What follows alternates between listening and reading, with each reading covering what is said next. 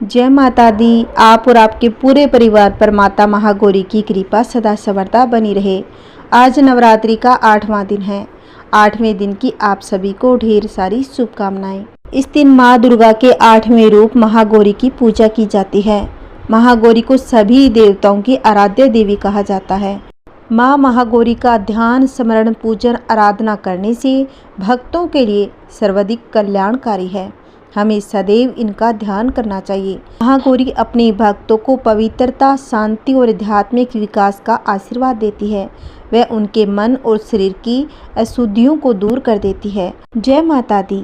आइए भक्तों, आज की कथा सुनते हैं। एक बार प्रेम से बोलिए जय माता दी। बोलिए सांचे दरबार की जय हो। या देवी सर्वभूतेषु महागौरी रूपेण संस्थिता, नमस्तस्यै नमस्तस्यै नमस्तस्यै नमो नमः। जय माता दी। माता पार्वती ने भगवान शिव को पति के रूप में पाने के लिए घोर तपस्या की थी, जिससे माता पार्वती का शरीर काला पड़ गया था। तब शिव ने गंगा जल से माता का अभिषेक किया और माता का रूप कुंदन की तरह चमकने लगा, जिसके कारण माता को महागौरी कहा जाता है। जो स्त्री माँ महागौरी की सच्चे मन से पूजा करती है, अनेक आशीर्वाद प्राप्त करती है। जो विवाहित स्त्री माँ की पूजा करती है, माँ स्वयं उसके सुहाग की रक्षा करती है। यदि कोई कुंवारी कन्या माँ की पूजा करती है तो उसे योग्य पति की प्राप्ति होती है। देवी पार्वती ने भगवान शिव को पति के रूप में पाने के लिए बार बार घोर तपस्या की और कई बार जन्म लिया। जब माँ ने हिमालय के राजा की पुत्री के रूप में जन्म लिया तो शिव से विवाह करने के लिए कठोर तपस्या की। फिर उसके बाद भगवान भोलेनाथ ने पार्वती जी को देखकर कुछ कह दिया, जिस कारण माँ पार्वती तपस्या में लीन हो गई। इसी प्रकार वर्षों तक घोर तपस्या करने के बाद भी माँ भगवान शिव के पास नहीं जाती। तब भगवान भोलेनाथ देवी पार्वती को खोजते हुए वहाँ पहुँच गए, जहाँ माँ तपस्या कर रही थी। तपस्या से माँ का रूप अत्यंत तेजस्वी प्रतीत होने लगा। उनका रंग चांदनी और फूल की तरह सफ़ेद दिखाई देने लगा। उनके कपड़ों और गहने भी श्वेत हो गए। उस रूप से प्रसन्न होकर भगवान शिव देवी उमा को गोरे रंग का वरदान देते हैं और देवी महागौरी मंगलदायिनी भी कहा जाता है और इनका रूप अत्यंत गौर है। इसलिए माँ को शंख, चंद्र और कुंद के फूल की उपमा दी गई है। एक अन्य कथा के अनुसार भगवान शिव को पति के रूप में प्राप्त करने के लिए देवी ने घोर तपस्या की, जिससे माता का शरीर काला हो गया। माँ पार्वती की तपस्या से प्रसन्न होकर भगवान शिव ने माता को अपनी पत्नी के रूप में स्वीकार किया। भगवान शिव ने माता के शरीर को गंगा जल से अभिषेक किया। उनके तेज को देखकर सभी ने माता को महागौरी पुकारा। महागौरी के रूप में देवी दयालु, स्नेह, शांत और कोमल प्रतीत होती है। महागौरी की 4 भुजाएं हैं। इनका वाहन वृषभ है और इनके ऊपर के दाहिने हाथ में अभय मुद्रा और नीचे वाले दाहिने हाथ में त्रिशूल है। ऊपर वाले बाएं हाथ में डमरू, नीचे के बाएं हाथ में वर मुद्रा है। इनकी मुद्रा अत्यंत शांत है। इनके समस्त वस्त्र एवं आभूषण आदि भी श्वेत हैं। आइए भक्तों, एक और कथा सुनते हैं। सनातन धर्म में कन्या पूजन की परंपरा सदियों से चली आ रही है। श्रीमद् देवी भागवत महापुराण में स्पष्ट कहा गया है कि कन्या भोज के बिना नवरात्र अनुष्ठान पूरा नहीं माना जाता। देवी माँ को जितनी प्रसन्नता कन्या भोज से मिलती है, उतनी प्रसन्नता हवन दान से भी नहीं मिलती। इसीलिए कन्या पूजन करके माँ भगवती की कृपा सहज ही पाई जा सकती है। आइए भक्तों, इस विषय में एक सुंदर सी कथा सुनते हैं। बहुत समय पहले की बात है। जम्मू कश्मीर के कटरा जिले के पास एक असाली गांव में श्रीधर नाम का एक व्यक्ति रहता था। वह एक पंडित था जो माँ दुर्गा का बहुत बड़ा भक्त था। अक्सर उनकी पूजा में लीन रहा करता था। एक बार माँ ने उन्हें एक सुंदर कन्या के रूप में दर्शन दिए और भंडारा करवाने के लिए कहा और संपूर्ण नगरवासियों सहित भैरवनाथ तांत्रिक को भी आमंत्रित करने के लिए कहा। श्रीधर धनवान नहीं था, वह बहुत ही गरीब था, न ही उसमें भोज कराने की आर्थिक क्षमता थी। किंतु माँ के आदेश को सर माथे पर लेकर उन्होंने गांव के सभी वासियों को आमंत्रित कर लिया। भैरवनाथ को आमंत्रित करने जब पहुँचे तब भैरवनाथ ने इस चेतावनी के साथ निमंत्रण स्वीकार कर लिया कि संतुष्ट न कर सकने का परिणाम बड़ा भयानक होगा। श्रीधर के पास धन तो था नहीं, वे भोज को लेकर बड़े चिंतित थे। तब माँ उसके सामने फिर से प्रकट हुई और कहा कि चिंता न कर, वह स्वयं सारा प्रबंध करेगी। और ऐसा ही हुआ। श्रीधर की छोटी सी झोंपड़ी में माँ ने व्यक्तियों को बैठाया और पेट स्वादिष्ट भोजन से संतुष्ट भी किया, किंतु भैरवनाथ संतुष्ट नहीं हुए और कहा कि वे तो तांत्रिक है, उसे ऐसा भोजन स्वीकार्य नहीं, उन्हें तो माँ शादी ही चाहिए। इस पर कन्या ने असहमति जताते हुए कहा कि वैष्णव भोज में सिर्फ सात्विक भोजन ही परोसा जाएगा, तामसिक भोजन ही। इस पर क्रोधित होकर भैरव ने अपनी चेतावनी याद दिलाते हुए श्रीधर को डराया, उस देवी रूप कन्या पर हमला किया। देवी जानती थी कि भैरवनाथ एक भक्त है, वे उसका वध नहीं करना चाहती थी। वे वहां से त्रिकुट पर्वत की तरफ चली गई और भैरव उनका पीछा करने लगा। माँ ने उसकी तरफ एक बाण चलाया जो धरती में धंस गया और वहां से बाण गंगा प्रकट हो गई। कहते हैं कि बाण गंगा में स्नान करने वाले भक्त के सारे पाप धुल जाते हैं। नदी के किनारे पर माँ की चरण पादुका के निशान भी है। माँ वहां से आगे बढ़ी और अर्धकुमारी के पास गर्भ गुफा में छुप गई। यहाँ वे 9 महीने तक रही। बजरंग बली गुफा से बाहर पहरा दे रहे थे। यहाँ से निकलकर माँ और ऊपर बढ़ी और भैरव के हमले करते रहने से उन्हें महाकाली का लेना पड़ा और माँ ने भैरव का वध कर दिया।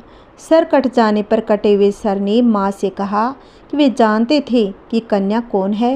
उन्होंने यह सब इसलिए किया जिससे माँ के हाथों से मृत्यु होने पर उन्हें मोक्ष मिल जाए, किंतु उन्होंने दुख प्रकट किया कि माँ के भक्त उन्हें हमेशा इस शैतानी रूप के लिए याद करेंगे। इस पर माँ ने उन्हें वचन दिया कि जो भक्त मेरे दर्शन को आएंगे उनके दर्शन तभी संपूर्ण माने जाएंगे जब वे भैरवनाथ के स्थान पर भी जाकर दर्शन करेंगे। जय माता दी। मेरे सभी प्यारे भक्तों पर माता रानी की कृपा सदैव बनी रहे।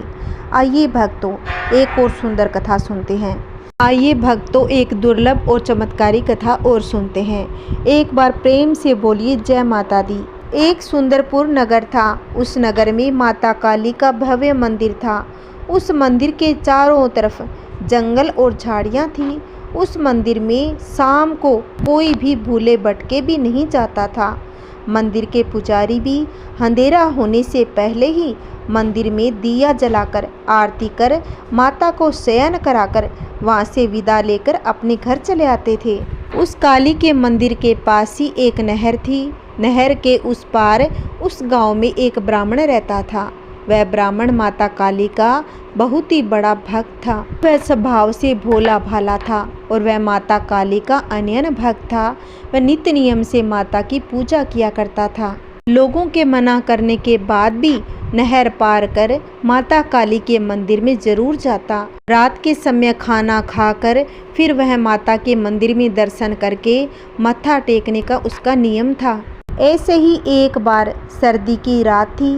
वातावरण में धुंध छाई हुई थी क्योंकि उस समय घड़ी का उतना चलन नहीं था। तो ब्राह्मण देव भोजन करने के बाद वह अपनी खेत की रखवाली और माता के दर्शन के लिए वहां पर आ गए और खेत की रखवाली करते करते उसे काफी समय लग गया। आसमान में कोहरे की वजह से चांद ठीक से दिखाई नहीं दे रहा था। सो समय का ठीक से ब्राह्मण को पता नहीं लग पाया और शरीर पर कंबल डाले ब्राह्मण देव रोज की तरह ही काली माँ के मंदिर में माता के दर्शन के लिए गया। परंतु उस दिन नहर में पानी नहीं था तो ब्राह्मण को रास्ता पार करने में ज़्यादा परेशानी नहीं हुई। जब वह आगे गया तो एकदम सन्नाटा छाया हुआ था। ब्राह्मण देव एकदम से सन्न रह गया। उसकी आंखें मानो मुंद हो गई। ब्राह्मण देव को आभास हुआ कि उसके आसपास बहुत से लोगों ने उसे घेर रखा है, जो आहिस्ते आहिस्ते उन्हें अपने घेरे में लेने के लिए अपना घेरा तंग कर रहे हैं। ब्राह्मण देव ने कहा, हे माता, क्या आज की रात तुम्हारे धाम पर ही मेरी जीवन लीला समाप्त हो जाएगी? उन्होंने मन ही मन में माँ का स्मरण करते हुए माता को गुहार लगाई। तभी उन्हें लगा वो दुष्ट आत्माएं उन्हें दबोचने वाली है। इतने में ही मंदिर के अंदर रखे नगाड़े बजने लगे। अभी ब्राह्मण अचंभित होते हुए सोचने लगा कि इस समय मंदिर के अंदर कौन बैठा है। जो इस समय नगाड़े बजा रहा है। तभी ब्राह्मण ने अपनी आंखें खोलकर देखा तो वहाँ पर आसपास कोई नहीं था। तभी उसकी नज़र माता के मंदिर पर पड़ी। तभी माता के द्वार खुले हुए थे और माता काली स्वयं उनके समीप आ रही थी। तभी माता ने ब्राह्मण को कहा, अरे मूर्ख, यही समय मिला था मेरे दर्शन के लिए। अभी तो मेरे शयन का समय था। अगर मुझे थोड़ी देर और हो जाती तो अभी जिंदा नहीं बचता। लोग यही कहते, काली माता का इतना बड़ा भक्त था और मंदिर में ही अपने प्राण त्याग दिए। ब्राह्मण ने कहा कि माई, मेरा तो ये रोज का नियम है, मैं आज कैसे नहीं आता? अगर नहीं आता तो मुझे नींद नहीं आती। ऐसा कहकर ब्राह्मण अपने सामने साक्षात माता को देखकर और माता के चरणों में लौटने लगा। माता ने कहा, पगले, रोज से आज ज़्यादा देर हो गई, अभी आधी रात का समय हो चला है।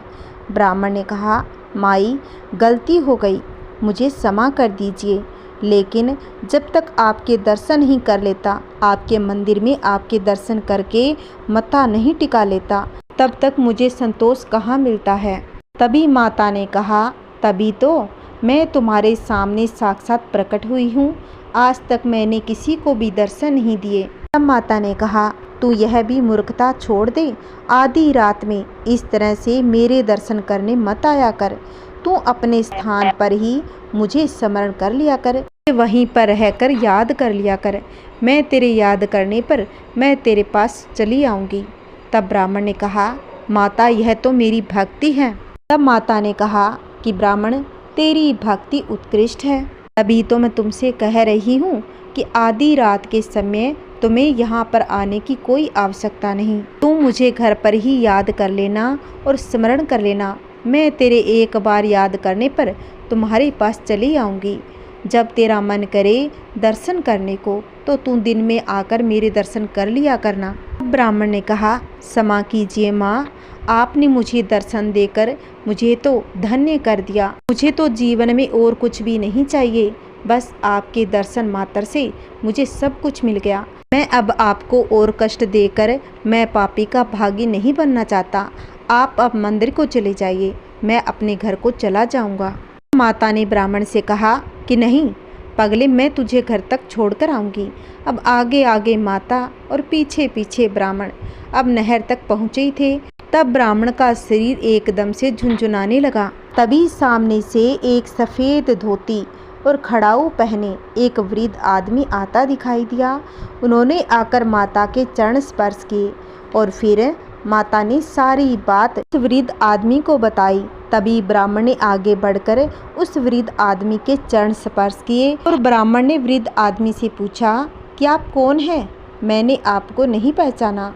तब माता ने उसके प्रश्न का उत्तर देते हुए कहा, यह तुम्हारे गांव का देवता है। जब मेरा शयन का समय होता है तब ये पूरे गांव में भ्रमण करते हैं कि कोई गांव में अनहोनी न हो जाए। तब ग्राम देवता मुस्कुराकर बोले, माई, अब तुम अपने मंदिर में प्रस्थान करो, मैं इसको छोड़कर आता हूँ। ब्राह्मण देवता के तो भाग्य ही बदल गए।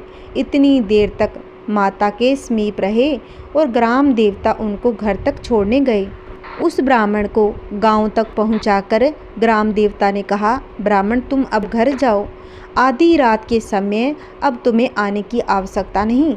जब तुम याद करोगे हम तुम्हारे पास आ जाएंगे। तुम अपने प्राणों को संकट में मत डालना। तब ब्राह्मण ने कहा, अब आप और माई मेरे साथ है तो मुझे किस बात की चिंता। उस दिन के बाद ब्राह्मण की तो जीवन धारा ही बदल गई और उनके अनेक संतान पैदा हुई। वो भी माँ काली की भक्त हो गई। वो प्रेम पूर्वक सारे माता काली की भक्ति किया करते, जिससे ब्राह्मण का घर परिपूर्ण हो गया। उन्हें अब किसी प्रकार का कोई कष्ट नहीं था। जैसा माता ने उस ब्राह्मण को दिया वैसा भगवान सबको दे। कहानी कहते, कहानी सुनाते, हुंकारा देते, सब पर माता की कृपा हो। सभी को माता दर्शन दे। जय माता दी। बोलिए सांचे दरबार की जय हो। आइए प्यारे भक्तों, अब हम महागौरी की आरती सुनेंगे। ओम जय जय महागौरी, मैया जय जय महागौरी। तुम्हें को निस दिन ध्यावत, तुमको निस दिन ध्यावत हरि ब्रह्मा शिवरी। ओम जय महागौरी।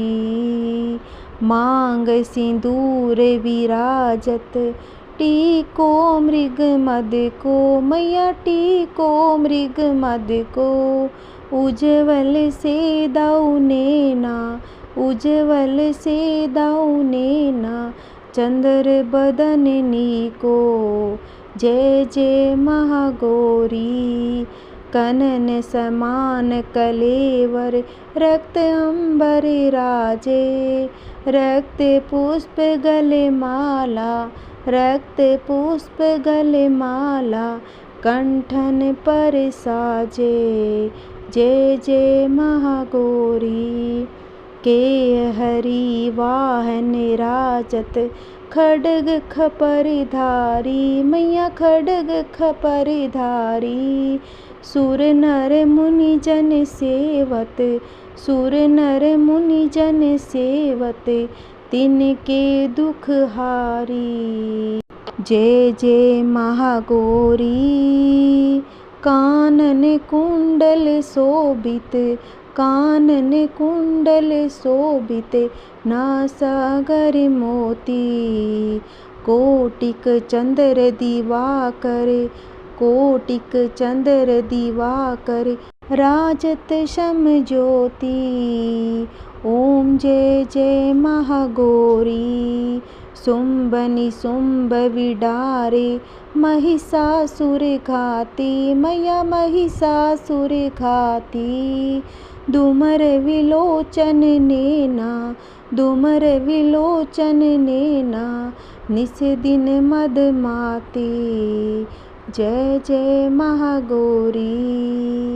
64 योगिनी मंगल गावे, 64 योगिनी मंगल गावे। नृत्य करत भेरू, मैया नृत्य करत भेरू। बाजत ताल मृदंगा, अरु बाजत डमरू। ओम जय जय महागौरी। भुजाचार अति शोभित, खड्ग खपर धारी, मैया खड्ग खपर धारी। मन वांछित फल पावत, मन वांछित फल पावत, श्वेत नर नारी। जय जय महागौरी। कंचन थाल विराजत, अगर कपूर बाती, मैया अगर कपूर बाती। सिरिमाल के तुम राजत, कोटि रतन ज्योति। ओम जय जय महागौरी।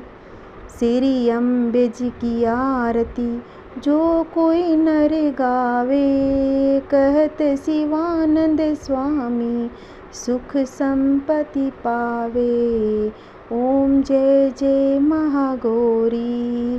श्री अम्बे जी की आरती जो कोई नर गावे, मैया जो कोई नर गावे। कहत शिवानंद स्वामी, कहत शिवानंद स्वामी सुख संपत्ति पावे। ओम जय जय महागौरी। ओम जय जय महागौरी। बोलिए महागौरी की जय हो। जय माता दुर्गा की। ओम नमः शिवाय। जय माता दी। बोलिए सांचे दरबार की जय हो। आशा करती हूँ कि मेरी कथाएं आपको पसंद आती होगी। अगर आपको पसंद आती है तो प्लीज़ इसको ज़्यादा से ज़्यादा शेयर करें, लाइक करें और कमेंट में जय माता दी अवश्य लिखें। अगर आपने अभी तक मेरे चैनल को सब्सक्राइब नहीं किया है तो प्लीज़ कर लीजिए, जिससे आने वाली नई नई वीडियो की नोटिफिकेशन आपको मिलती रहेगी। जय माता दी। मेरे सभी भक्तों पर माता रानी की कृपा सदैव बनी रहे, उनकी सभी मन की इच्छाएं पूर्ण हो। जय माता दी।